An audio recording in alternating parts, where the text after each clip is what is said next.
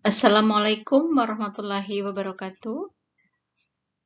Selamat pagi anak-anak. Bertemu kembali di dalam pembelajaran pendidikan agama Islam di kelas 12 semester ganjil. Baik, untuk pada kesempatan kali ini, Ibu Ella akan membahas tentang bab munakahat atau perkawinan.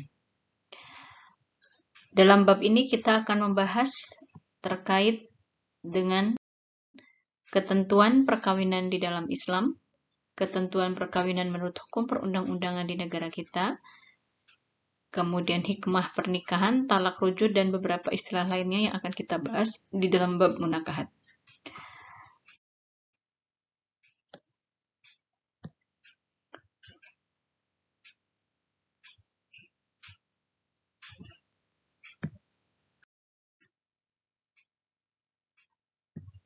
Beberapa ayat Al-Quran yang membahas tentang pernikahan ini banyak. Salah satunya adalah surat An-Nisa ayat 22. Dalam surat An-Nisa ayat 22 ini adalah berkaitan dengan siapa saja orang-orang yang wajib dinikahi dan orang-orang yang haram dinikahi. Kemudian ada lagi dalam surat An-Nisa ayat 23 juga sama. Kemudian surat An-Nisa ayat 24. Ayat An-Nisa ayat 25 dan ada lagi surat An-Nisa ayat 21 dan 22. Baik, sebelum kita masuk kepada ketentuan hukum pernikahan sesuai dengan syariat, perlu Ibu di sini memberikan sedikit penguatan terkait dengan bahwa pernikahan ini terkait dengan bagaimana tujuan kita untuk memperoleh keturunan. Itu merupakan salah satu dari tujuan pernikahan, namun pada hakikatnya pernikahan itu dibolehkan atau hukum asalnya adalah jaiz, karena pada hakikatnya manusia itu adalah makhluk al-bashar, makhluk yang berkembang biak di mana satu sama lain di antara manusia ini saling membutuhkan pasangan. Artinya, ketika manusia itu berkembang biak, maka dibutuhkan pasangan oleh Allah Subhanahu wa Ta'ala untuk saling berkasih sayang satu dengan yang lain, sehingga memperoleh keturunan yang sah dan anak-anak yang soleh yang dapat lahir dari pernikahan yang berkah dan sakinah, ya. Kemudian tujuan dari ajaran Islam itu sendiri tentang pernikahan adalah supaya manusia bisa hidup lebih bahagia baik di dunia ataupun di akhirat. Artinya kebahagiaan dunia itu bisa menghantarkan kehidupan kelak nanti di akhirat. Dan salah satunya juga bisa mendapatkan predikat yang mulia di sisi Allah. Salah satu dari jalan mulia itu adalah menyalurkan naluri jasmani dan rohani manusia seperti dalam halnya adalah menikah. Munakahat dan pernikahan adalah salah satu cabang ilmu fikih yang menjelaskan masalah pernikahan, diantaranya adalah bagaimana tata cara dan ketentuan pernikahan di dalam hukum Islam terkait dengan kewajiban dan tanggung jawab suami istri dan anak-anak, serta dibahas juga tentang bagaimana di dalam hukum Islam tentang perceraian dan segala persyaratannya, serta bagaimana di dalam Islam pun diatur beserta dengan syarat rujuk dan sebagainya. Pernikahan itu sendiri adalah akad yang memberikan kewenangan kepada seorang pria dengan seorang wanita yang bukan mahramnya untuk satu sama lain saling bergaul secara sah, sehingga menimbulkan hak dan kewajiban tertentu yang sudah diatur di dalam hukum Islam. Nah, adapun tujuan dari pernikahan, setiap manusia yang tadi dikatakan hakikatnya manusia itu secara kodratnya adalah harus berpasangan, maka tidak dibolehkan bagi kita sebagai seorang muslim untuk hidup membujang. Karena pada dasarnya kodrat manusia itu adalah berpasangan. Maka dalam hal ini diaturlah di dalam bab pernikahan terkait dengan apa yang harus dilakukan oleh kita sebagai umat muslim dalam mengarungi yang namanya bahtera pernikahan. Namun di sini harus kita pahami dulu bahwa tujuan pernikahan itu adalah tujuannya supaya kita hidup bahagia dan tentram satu sama lain. Sebagaimana dalam surat Ar-Rum ayat 21 dikatakan, A'udzubillahi minasyaitonirrajim, Bismillahirrahmanirrahim. Wa min ayatihi an khalaqalakum min anfusikum azwaja litaskunu ilaiha wa ja'ala bainakum mawaddatan wa rahmah. Inna fi zalika laayatil liqaumin yatafakkarun. Dan di antara tanda-tanda kebesarannya adalah Dia menciptakan pasangan-pasangan untukmu dari jenismu sendiri, agar kamu cenderung dan merasa tentram kepadanya. Dan Dia menjadikan di antaramu rasa kasih dan sayang. Sungguh pada yang demikian itu benar-benar terdapat tanda-tanda bagi kebesaran Allah bagi orang-orang yang berpikir.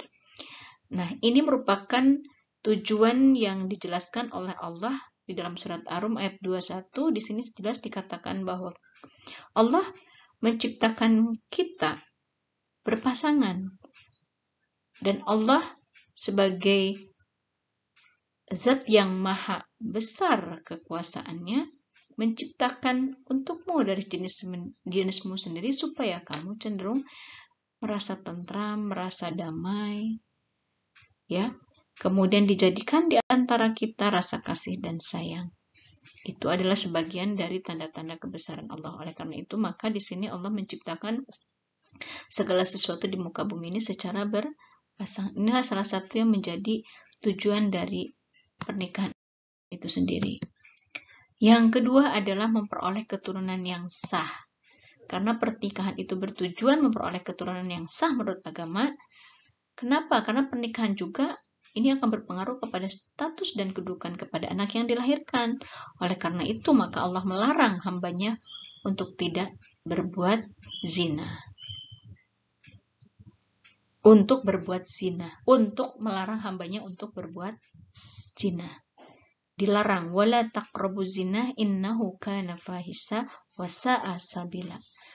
Dilarang keras oleh Allah seorang hambanya untuk melakukan perbuatan mendekati zina. Mendekatinya saja tidak boleh, apalagi melakukan perbuatan-perbuatan yang mengarah kepada perzinahan, di mana perbuatan itu dilakukan di dalam hubungan yang tidak sah di luar pernikahan. Karena itu adalah perbuatan yang keji dan seburuk-buruknya jalan. Maka di sini dengan pernikahan maka menghalalkan segala sesuatu sehingga memperoleh keturunan yang sah. Dilarang oleh Allah untuk berbuat zina. Nah ini ya. Wala taqrabuz zina innahu kana fahisha wa sa'a sabila. Kemudian hukum pernikahan ini, hukum asalnya adalah jaiz. Artinya boleh atau mubah. Ini adalah hukum asal dari pernikahan. Kemudian hukum makruh. Ya. Yang belum berkenan untuk menikah, dimakruhkan. Artinya belum punya kewajiban untuk menikah, dia mampu menahannya, dipaksa untuk menikah, maka hukumnya makruh. Kemudian haram pernikahan bagi seseorang yang mempunyai niat jelek, niat jahat. Sunnah bagi pernikahan mereka yang berkeinginan menikah dan mempunyai kemampuan untuk membiayai keluarga dan keluarganya. Wajib bagi mereka yang berkeinginan menikah dan mempunyai kemampuan untuk berumah tangga. Apabila tidak segera menikah, mereka dikhawatirkan terlibat perzinahan. Ini adalah 5 hukum menikah. Kemudian tujuan dari pernikahan itu sendiri adalah memperoleh kebahagiaan dan ketentraman hidup, memperoleh keturunan yang sah, menjaga kehormatan dan harkat martabat manusia, serta ingat menikah itu adalah mengikuti sunnah Nabi Muhammad Shallallahu Alaihi Wasallam. Rukun menikah itu adalah komponen-komponen yang harus ada di dalam pernikahan dan tidak boleh terlewat dan harus ada. Yang pertama adalah calon mempelai laki-laki atau calon suami. Kemudian harus ada calon mempelai istri atau mempelai wanita. Wali di sini adalah wali nasab. Kalau wali nasab tidak ada, maka boleh dengan wali hakim. Kemudian 2 orang saksi, laki-laki, dan sigot ijab qabul. Ini adalah 5 rukun menikah. Adapun syaratnya yang pertama, calon mempelai pria atau calon suami, syaratnya harus Islam, bukan muhrim, artinya bukan seseorang yang haram dinikah. Nah, di antaranya adalah ibu yang tidak boleh dinikah, ibunya ibu, nenek, ibunya bapak, anak ke bawah cucu cicit, saudara perempuan dari bapak, saudara perempuan dari, nah ini nggak boleh dinikahi oleh kita sebagai calon suami. Kemudian syarat calon istri beragama Islam, bukan muhrim dan tidak terpaksa. Yang boleh menjadi wali adalah syaratnya adalah Islam, baligh, soleh, adil. Yang boleh menjadi wali adalah bapak, kakek, saudara laki-laki sekandung, saudara laki-laki sebapak, anak laki-laki dari saudara laki-laki sekandung, anak laki-laki dari saudara kandung, anak laki-laki dari saudara laki-laki sebapak, saudara laki-laki, dan seterusnya. Wali hakim jika tidak ada, wali nasab sudah tidak ada, berhalangan hadir, atau ada tetapi menyerahkan kepada hakim, atau wali nasab menolak karena sesuatu alasan.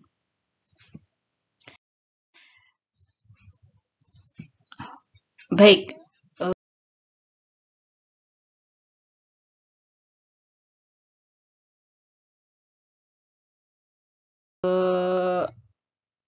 sementara itu yang bisa sampaikan terlebih dahulu. Nanti untuk selanjutnya kita akan bersambung di kesempatan yang akan datang terkait dengan pernikahan. Baik, sekian, nanti kita akan lanjut materinya, yaitu berkaitan dengan hak dan kewajiban suami istri, hikmah menikah, kemudian istilah-istilah dalam pernikahan terkait dengan talak, rujuk, fasah, iddah, dan sebagainya. Baik, terima kasih anak-anak. Selamat bertemu kembali di pembelajaran berikutnya bersama Ibu Ella Sulistiawati. Assalamualaikum warahmatullahi wabarakatuh.